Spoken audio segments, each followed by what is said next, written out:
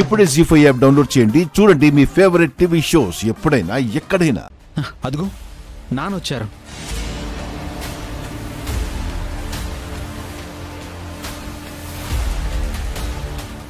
అత్తమ్మ కూడా వచ్చుంటుంది.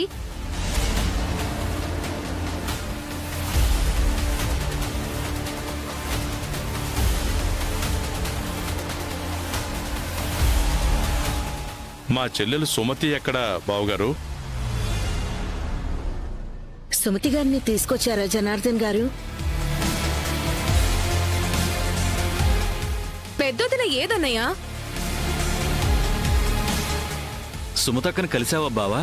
లేదు, నేనక్కడికి వెళ్లేసరికి సుమతి వెళ్ళిపోయింది.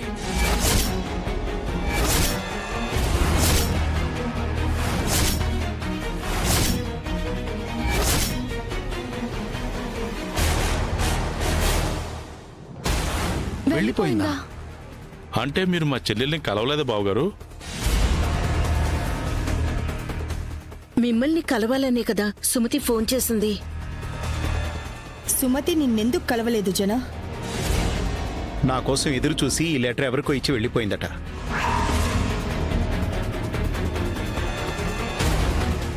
సుమతక్క లెటర్ ఇచ్చి వెళ్ళిపోయిందా? అత్తమ్మ రాసిన లెటర్లో ఏముంది మావయ్య? ఆ లెటర్ ఇటు ఇవ్వండి పిన్ని, నేను చదువుతాను.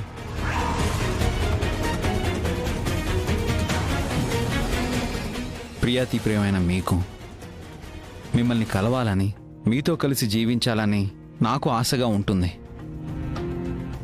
మిమ్మల్ని, పిల్లల్ని, మన ఇంటిని నేను గమనిస్తూనే ఉన్నాను.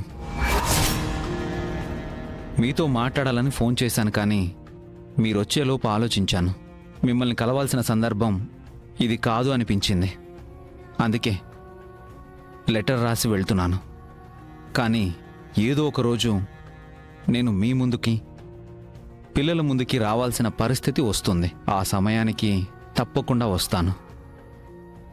అప్పటి వరకు మన ఇంట్లో జరిగే ప్రతిదీ నేను తెలుసుకుంటూనే ఉంటాను. మిమ్మల్ని, మన పిల్లల్ని కలిసే రోజు కోసం ఎదురు చూస్తూ మీ సుమతి.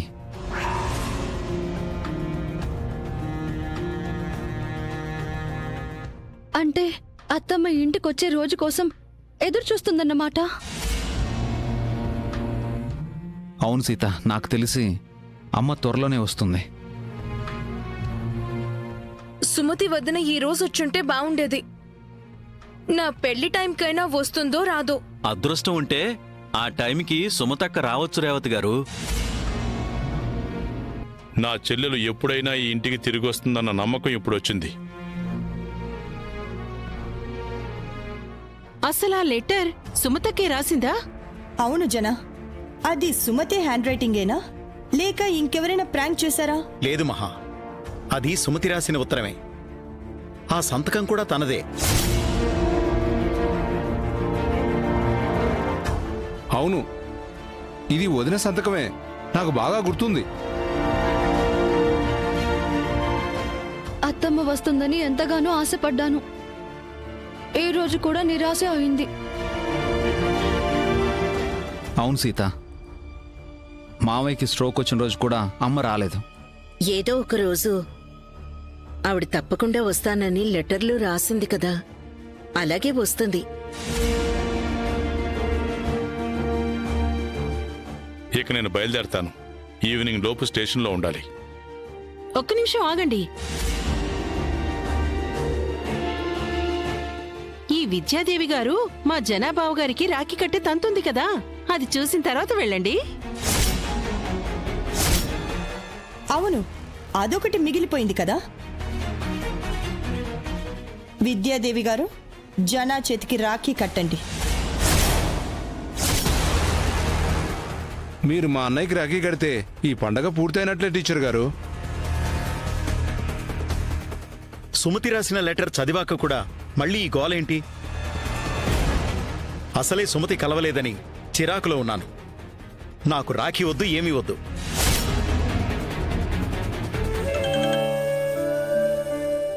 సుమతి, చెప్పమ్మా. నీకు వదినకు చాలా థ్యాంక్స్ అన్నయ్య.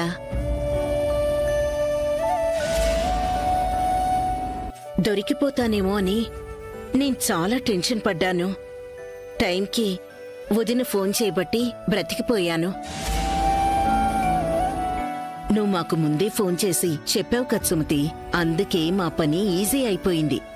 నా మీద అనుమానంతో నన్నెలాగైనా ఇరికించాలని మహాలక్ష్మి అర్చనతో చెప్పడం నేను విన్నానొదినా. రేపేం చేయబోతున్నావు మహా? రేపు శివకృష్ణ ఇక్కడికొస్తాడు కదా, అప్పుడు నేను ఏం చేస్తాను అంటే విద్యాదేవితో జనాకి రాఖీ కట్టమని చెప్తా. అలా ఎలా చేస్తావు మహా? ఆ విద్యాదేవియే సుమతి అక్క అని నీకు డౌట్గా ఉంది కదా. ఆ డౌట్ తీర్చుకోవడానికే ఈ రాఖీ ప్లాన్. తను నిజంగా విద్యాదేవి అయితే మారు మాట్లాడకుండా జనాకి రాఖీ కడుతుంది.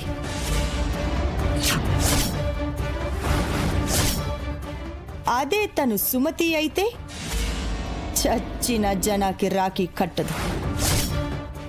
ఏవో కుంటి సాకులు చెప్పి తప్పించుకోవాలని చూస్తుంది, లేదా తానే సుమతి అని నిజం ఒప్పుకుంటుంది. సూపర్ ప్లాన్ మహా. ప్రపంచంలో ఏ భార్య తాళి కట్టిన భర్తకి రాఖీ కట్టదు కాబట్టి విద్యాదేవి బండారం బయటపడిపోతుంది. ఎస్, తాను విద్యాదేవో లేక సుమతినో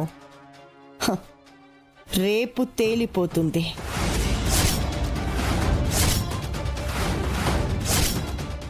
అలా నేను వాళ్ళ మాటలు విని ముందే మీకు నా ప్లాన్ చెప్పాను.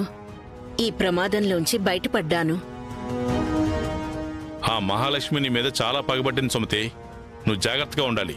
తెలుసన్నయ్యా, చాలాసార్లు నేనే సుమతి అని అందరికీ చెప్పేయాలనిపిస్తుంది. కానీ నిజం చెప్పడం వల్ల మహాలక్ష్మితో నా ప్రాణాలకు ప్రమాదంతో పాటు ఇంకా చాలా రకాల ప్రాబ్లమ్స్ వస్తాయని ఆగిపోతున్నాను. కాస్త ఆలస్యమైనా నిజాన్ని నిదానంగా చెప్పడమే మంచిది సుమతి. తొందరపడితే నువ్వన్నట్టు నీ ప్రాణాలకే ముప్పు రావచ్చు.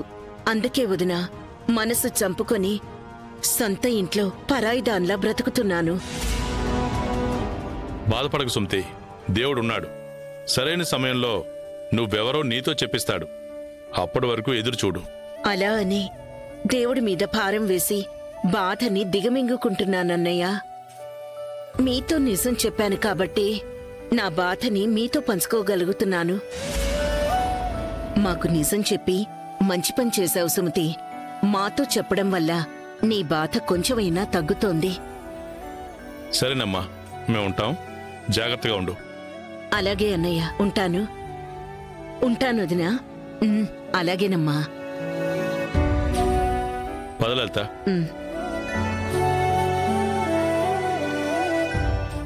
జీ5 యాప్ డౌన్లోడ్ చేసి అన్ని ఎపిసోడ్స్ పూర్తి ఉచితంగా చూడండి.